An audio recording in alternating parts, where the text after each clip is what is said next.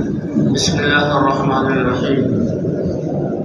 الحمد لله رب العالمين والعاقبة للمتقين والصلاة والسلام على سيد الأنبياء والمرسلين. أما بعد فأعوذ بالله من الشيطان الرجيم. ولتكن منكم أمة يدعون إلى الخير ويأمرون بالمعروف وينهون عن المنكر وأولئك هم المفلحون. وقال تعالى: قل هذه سبيلي أدعو إلى الله على بصيرة أنا ومن اتبعني وسبحان الله وما أنا من المشركين. وقال تعالى: ومن أحسن قولا ممن دعا إلى الله وعمل صالحا وقال إنني من المسلمين. صدق الله العظيم.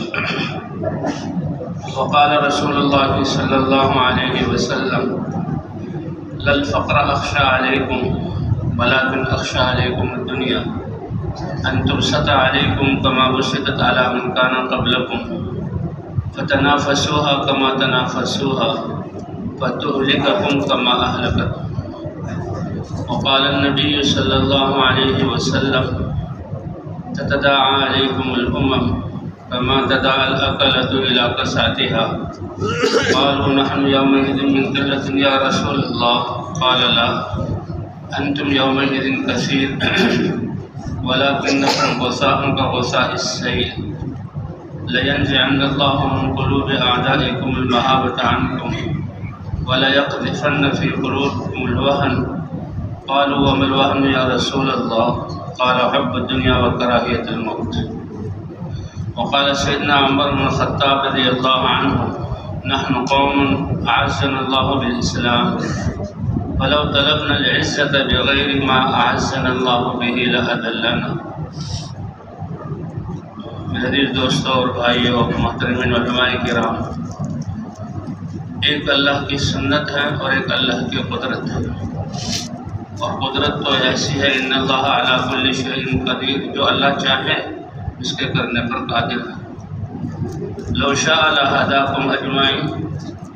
ہدایت کتنی بڑی دولت ہے، سب سے بڑی، سب سے پہلی، سب سے اول ضرورت. ہدایت کے بغیر انسان کی قیمت ہی نہیں ہے، جانوروں سے بھی زیادہ گر جاتا ہے.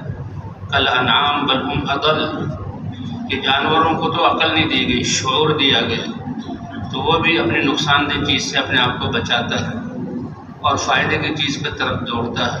انسان کو تو عقل دی گئی ہے، پھر اللہ نے ہدایت کا کتنا بڑا انتظام کیا. تو اللہ چاہے تو سب کو ہدایت دے دے، لیکن اللہ تعالیٰ نوازنا چاہتے ہیں.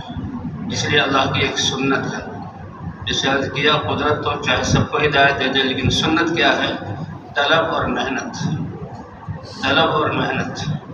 طلب ہوگی اور محنت کرے گا. ان اللہ لا یضیع اجر المحسنین. اسی لیے حق اور باطل کا مقابلہ رکھا ہے. جسے دن اور رات ہے، گرم اور سرد ہے، اس طرح حق اور باطل ہے. باطل کے لیے شیطان بھی دعوت دیتا ہے.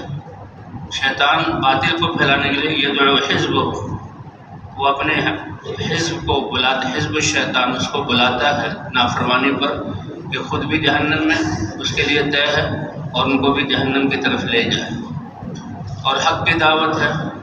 سب سے پہلے داعی تو اللہ تعالیٰ ہے. واللہ یدعو الی دار السلام. اللہ کس کی طرف بلاتے ہیں؟ دار السلام، سلامتی کے گھر. سارعوا الی مغفرۃ من ربکم وجنۃ عرضها السماوات والارض. اللہ ولی الذین آمنوا یخرجهم من الظلمات الی النور والذین کفروا اولیاؤهم الطاغوت یخرجونهم من النور الی الظلمات. اس لیے اللہ کی سنت کیا ہے کہ اللہ تعالیٰ نے اس ہدایت جیسی دولت کے لیے حضرات انبیاء کرام کا سلسلہ جاری فرمایا کہ کسی قوم کے ساتھ بھی اللہ نے احسان کرنے کا ارادہ کیا تو اللہ نے نبی کو اپنا پیغام اور علم دے کر، وحی دے کر دنیا میں بھیجا. حضرات انبیاء کرام آدم علیہ السلام، شیس علیہ السلام، ادریس علیہ السلام، پھر آدم ثانی حضرت نوح علیہ السلام، نوح علیہ السلام سے لے کر حضور صلی اللہ علیہ وسلم تک یہ انبیاء کرام کا سلسلہ. کہ انبیاء کرام حق کو زندہ کرنے کے لیے حق کی دعوت لے کر آتے تھے۔ اور حضرات انبیاء کرام کی بعثت کا باعث انسانیت کا دین اور فطرت سے پھر جانا ہے، ہلاکت کی طرف رخ کر لینا ہے۔ لیکن اللہ تو ارحم الراحمین ہے، رب العالمین ہے، اس لیے جب بھی کسی قوم کے ساتھ احسان فرمانے کا ارادہ کیا، اللہ نے نبی کو علم دے کر بھیجا۔ اللہ نے نبی کو کیا دے کر بھیجا؟ علم دے کر بھیجا۔ لیکن تعلیم سے ابتدا نہیں کی، کیونکہ علم کے لیے طلب شرط ہے۔ جتنے بھی یہ بیٹھے ہوئے ہیں علماء ہیں، اور یہ طلب علم کے زمانے سے گزر کر یہاں تک پہنچے ہیں۔ اگر اپنے اساتذہ کو مدرسے میں آ کر کہتے ہم میں طلب نہیں ہے تو داخلہ مل جاتا، کہ میں طلب کے بغیر انرجمکموہا وانتم لہا کارہون، اللہ بھی یہ فرماتے ہیں۔ تو جو کافر قوم ہے اس میں کہاں طلب ہے؟ اور یا باغی ہو چکے ہیں، دین سے آپ بیزار ہو چکے ہیں، کہتے ہیں دین والا لیکن دین پر عمل نہیں کر رہے ہیں، تو ان میں ان کو کیسے علم دیا جائے؟ اسی لیے جو اللہ کی سنت ہے، حالانکہ اللہ ہدایت دینے پر قادر ہے اور اللہ ہی ہدایت دیتے ہیں، اپنی حکمت کی ساتھ دیتے ہیں، نبی کی دعوت کے بعد دیتے ہیں، یہدی من یشاء الی صراط مستقیم۔ تو اس لیے پہلے نبی اس طلب کو پیدا کرنے کے لیے لا الہ الا اللہ کی دعوت کو لے کر پھرتا ہے۔ ہر نبی کی یا قوم اعبدوا اللہ ما لکم من الہ غیرہ۔ دعوت کا خاصہ کیا ہے؟ کہ جن لوگوں میں دعوت دینی ہے اس کے ساتھ اپنائیت ظاہر کرو۔ کیا ظاہر کرو؟ اپنائیت۔ یا قوم، تم میری قوم ہو، میں تم میں سے ہوں۔ اور ایک عجیب بات ہے، تفاسیر میں آتا ہے ہر نبی کو اللہ نے اس قوم میں سے بھیجا، اس لیے کہ تمہارا بھائی صالح، تمہارا بھائی ہود، تمہارا بھائی نوح، اسی قوم میں سے سوائے لوط علیہ السلام، سوائے لوط علیہ السلام۔ لوط علیہ السلام ابراہیم علیہ السلام کے بھتیجے تھے اور عراق اور کس علاقے کے تھے، اور لیکن نبی بنا کر بھیجا گیا اردن کے علاقے میں۔ وہ قوم لوط علیہ السلام کی قوم نہیں تھی کہ اللہ نے نبی بنا کر بھیجا۔ تو ہر نبی نے اپنائیت کا یا قوم اعبدوا اللہ، اور کس چیز کی دعوت دی؟ اللہ کی عبادت کی، کیونکہ کلمہ لا الہ الا اللہ یہ کلمہ عبادت ہے۔ لا الہ کا معنی لا معبود بحق فی الوجود الا اللہ، اور عبادت کیا ہوتی ہے؟ ہر آن ہر گھڑی اس کو رب اور خالق اور الہ مان کر اس کی چاہت کو، اس کے امر کو اس کی چاہت کے مطابق پورا کرنا۔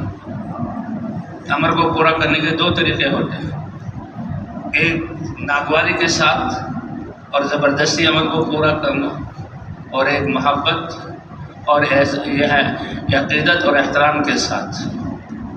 کوئی پانی مانگے پیاسے حالت میں ہو، اور بھائی پانی دے دو، مر رہا ہوں پیاس سے، کہ لو ٹھوس لو اپنے منہ، پانی لینے آ گئے، پانی دے دیا، لیکن الفاظ ویسے استعمال کی کہ اس کے دل پر پھیل گئی۔ اور کوئی پانی مانگے تو بڑے ادب سے پانی لینا اور ادب سے ہاتھ پہ رکھنا، لیجیے یہ پانی پی لیجیے، کیونکہ دونوں میں فرق ہے کہ نہیں ہے؟ ہاں، الفاظ ان بالبیان لسحر۔ تو اپنائیت کے ساتھ یا قوم اعبدوا اللہ، اللہ کی عبادت کرو۔ یہ عبادت، اس کے لیے ہمارے اساتذہ قصہ سناتے تھے کہ عبادت اور عبد یہ ایک ہی مادہ ہے، تو ہم سب اللہ کے بندے ہیں، یعنی اللہ کی عبادت کرنے والے، کہ اللہ ہمارے الہ ہیں، ہم اس کے بندے ہیں، اللہ ہمارے خالق اور رزاق ہیں، ہم اس کی مخلوق اور اس کی جو ہے وہ مخلوق ہیں، اور اس کی سب کچھ اللہ کی طرف سے دیا گیا ہے۔ جو قصہ کتابوں میں لکھا ہے کہ ایک آدمی غلام کو خریدنے کی ضرورت پیش آئی اور غلام خریدنے کے لیے گیا۔ عربی میں غلام کو عبد کہتے ہیں، ہمارے اردو میں غلام کہتے ہیں، اللہ کی طرف نسبت ہو تو اللہ کا بندہ، عبد فلان فلاں کا غلام۔ تو اس نے بڑی دگ و دو اور بڑی تلاش کے بعد مارکیٹیں لگتی تھیں اور بڑے منڈی لگتی تھی، ہر قسم کے غلام ہوتے تھے، افریقی غلام، افرنگی غلام، ترکی غلام، سب سے زیادہ سمجھدار اور نفیس ہو ہے نا، جو اپنے اہل کے نزدیک سب سے زیادہ پسندیدہ ہو، وہ عرب غلام جو ہے وہ شمار ہوتے تھے. کہ ایک تو شفا کشی اور مشقت اور محنت والی زندگی، اور ایک سمجھ کی باریکی یہ ان میں ہوتی تھی. تو اس لیے اس نے غلام پسند کیا اور غلام کو خرید کر لایا. اب اس سے معاملہ کہ بھی غلام سے خدمت لینی ہے. تو سب سے پہلے پوچھا بھائی تمہارا نام کیا ہے؟ اس نے کہا آقا آپ نے مجھے پیسوں سے خریدا ہے، میں آپ کی ملکیت ہوں، تو میری حیثیت غلام کی ہے، میرے اب کوئی مرضی نہیں، دن کو حکم دو، رات کو حکم دو، جس قسم کا حکم دو، تو میری کوئی مرضی نہیں. اس لیے میں نے اپنی حیثیت کو پہچاننا یہ بہت بڑا کمال ہے انسان کا. اپنی حیثیت کو سے ناواقف ہو کر ہی انسان اس میں تکبر آتا ہے اور بڑائی آتی ہے اور بے روی کا شکار ہوتا ہے. اپنی حیثیت کو پہچاننا اور پھر نبیوں کی محنت کی صلاحیتوں کو اس کے جو ہے اس کی صلاحیتوں کے لیے میدان مہیا کرنا.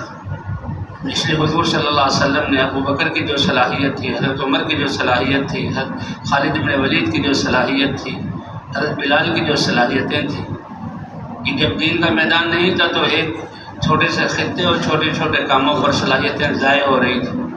اور اللہ نے صلاحیت کتنی رکھی تھی کہ ابو بکر بنے، عمر بنے، خالد بنے. وہ جرجیر تھا نا، جورج جس کا نام جرجیر، وہ میدان جنگ میں آیا کہ اللہ کیا آپ کو سیف اللہ کا لقب دیا ہے یا اللہ کے رسول نے، یا کوئی آسمان سے تلوار اتری تھی جو تمہیں دی گئی اور اس کو سیف اللہ کہا گیا؟ نہیں، اللہ تعالیٰ نے میرے اسلام لانے پر ان میں کوئی صفات تھی، اس کو کہا گیا سیف اللہ المسلول.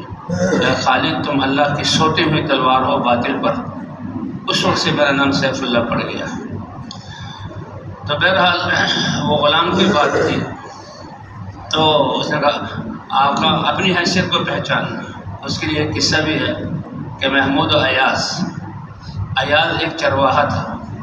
بادشاہ گزر رہا تھا، چرواہے سے کوئی معاملہ پڑا، کہتے ہیں ہونہار پود کے چکنے چکنے پات. جو فطری طور پر سمجھدار بچہ ہو نا، تو اس کی باتیں اور حرکتیں ایسی ہوتی کہ پتہ لگتا ہے کہ یہ بچہ بڑا کارنامہ کرنے والا بنے گا. تو یہ اردو کا ایک محاورہ ہے، ہونہار پود کے چکنے چکنے پات. چکنے میں چمکدار، خوبصورت، یعنی ہوشیار جو بچہ ہوگا اس کی حرکتوں سے پتہ لگے گا کہ یہ بچہ بہت ہوشیار ہے. تو بادشاہی ہوتا ہے، پورے ملک کو چلاتے ہیں، انسانوں کی نفسیات سمجھتے ہیں. اور جدی پشتی بادشاہ، یہ نہیں کہ غلام کو بادشاہ بنا دیا. جی ہاں، ایک دفعہ جو ہے قصہ ہے تاریخوں میں، ایک دفعہ بادشاہ گیا تھا کہیں جو ہے وہ شکار کے لیے یا کسی جنگ کے لیے، اور پیچھے جو اس کے غلام تھے، تو ایک غلام وہ بہت سمجھدار تھا، اس نے باقی غلاموں کو ملایا اور جو لوگ تھے ان کو ملا کر اور خود بادشاہی کا دعویٰ کر دیا. اور لاہور، گجرانوالہ، دلی کے دروازے، خونی دروازہ، دلی دروازہ، فلاں دروازے، جو دروازے ہوتے تھے اور رات کو وہ بند کر دیے جاتے تھے اور اس کی فصیل ہوتی تھی. تو دروازے بند کیے ہوئے غلام نے اور فوج کو اپنے تابع کیا ہوا. اب بادشاہ آیا تو دیکھا کہ قلعہ اور اس پر تو غلاموں کا قبضہ ہو گیا، لیکن غلام ہے. تو بادشاہ پریشان تو ہوا، لیکن جو وزراء ہوتے ہیں وہ بہت سمجھدار ہوتے ہیں. سمجھدار وزراء انہیں کے سہارے پر بادشاہ مجھ سے لے کر چلتا ہے. تو ہمارے والد صاحب ایک قصہ سنایا کرتے تھے. تو بادشاہ نے وزیر سے کہا یہ تو بہت چالیں ہو گئی، بہت بڑا برا کام ہو گیا کہ میری حکومت اور غلام. میں نے کہا گھبرائیں نہیں آپ کہ کیا کریں. کہ جب یہ فصیل پر تلواریں لہراتے ہوئے آئے نا، تو جن کوڑوں سے آپ ان کی پٹائی کیا کرتے تھے نا، وہ کوڑا نکالیں اور ہوا میں لہرائیں اور 1-2 دفعہ نعرہ لگائیں، خبردار اگر تم نے آگے بڑھے اور تمہاری اس کوڑے سے پٹائی کروں گا. پھر دیکھیں. تو بادشاہ سمجھ گئے اور اس نے جناب بجائے ڈرنے کے بجائے کچھ منت سماجت لڑائی کے نکالو ہمارا وہ کوڑا جس سے ان کی پٹائی کیا کرتے تھے، اور ہوا میں لہرایا اور کہا خبردار. کہتے وہ غلام تو کوڑا دیکھ کر بے ہوشی ہو گیا، اس کا پیشاب پخانہ نکل گیا اور اس کو جو ہے. تو بہرحال یہ تو ایک واقعات ہے. تو ایاز کو جو دیکھا بادشاہ نے، تھا وہ چرواہے، تو اس کی باتوں سے بہت زیادہ یعنی پتہ لگا کہ بہت سمجھدار ہے، اپنے محل میں لے آئے، اس کی تربیت اور بڑی جلدی وہ شاہی امور کو سمجھ گیا اور بادشاہ نے اس کو اپنا وزیر بنا لیا۔ کہتے ہیں اسے کہتے ہیں ایک اللہ کی رضا کے لیے کام کرنا، ایک تو ہے کہ حکم کا انتظار کریں اور حکم ملے تو کام کریں گے تو ٹھیک ہے، وہ غلام، وہ نوکر، وہ چھوٹا جو حکم دینے پر کام کرتا ہے اور اچھی طرح کام کر دیتا ہے تو یہ ایک خادم ہے اور وہ مخدوم ہے، غلام ہے، آقا ہے۔ لیکن سمجھدار کون ہوتا ہے؟ جو منشا کو سمجھ لے اور حکم سے پہلے اس کام کو کر لے۔ ہم منشا کو سمجھ کر حکم دینے سے پہلے کیا کریں؟ اس کام کو سمجھ لیں۔ یہ آدمی اسی لیے کہتے ہیں اللہ کی رضا کے لیے کرنا، کہ اللہ کیا چاہتے ہیں، اس کے اللہ کی رضا کے لیے۔ تو بہرحال وزراء کو جو ہے بہت حسد ہو گیا کہ دیکھو بادشاہ سلامت نے اس کو منہ چڑھا لیا ہے، یہ منہ چڑھا وزیر ہے، ہم سے بھی بڑا بن گیا۔ بادشاہ کو یہ باتیں پہنچتی رہی، لیکن بادشاہ نے چاہا کہ بھئی میں صحیح بات سب سامنے ظاہر کروں، تو بہرحال بادشاہ نے سب کو جمع کیا اور سب کو جمع کر کے ایسے کوئی عمل کرایا جس سے پتہ لگا کہ بادشاہ، بہت سارے قصے ہیں تو اور اصل بلکہ یہ ہوا کہ جب کہا کہ جی یہ ایاز وزیر جو ہے کچھ وقت ایسا آتا ہے کہ یہ آپ کے جو ہے دربار سے اور جو ہے قلعے سے غائب ہو جاتا ہے، کہیں چھپ جاتا ہے اور ہمیں پتہ نہیں کہ یہ آپ کے خلاف کیا اسکیمیں کرتا ہے۔ تو بادشاہ کو یقین تو تھا، لیکن ان کے کہنے پر بادشاہ نے ٹور لگائی تو وہ بادشاہ کے خزانہ جو تھا، اسٹور جو تھا، اس میں وہ داخل ہوتا تھا، دروازہ بند کر لیتا۔ تو بادشاہ نے ایسا انتظام کیا کہ جس سے داخل ہونے کے بعد کسی سوراخ سے اس کو دیکھ سکے، اور جو پھر واقعہ اس نے دیکھا تو بادشاہ کے دل میں اس کی عظمت اور بڑھ گئی، اس کی عظمت کیا ہو گئی؟ اور بڑھ گئی۔ تو اس نے دیکھا کہ وہ اندر گیا اور اندر جا کر جو شاہانہ وزیروں کا لباس تھا وہ اس نے اتارا، اور جو اس کا گڈریا ہوتے ہوئے، چرواہا ہوتے ہوئے جو گندا میلا کچلا لباس تھا وہ پہنا، اور پہن کر شیشے کے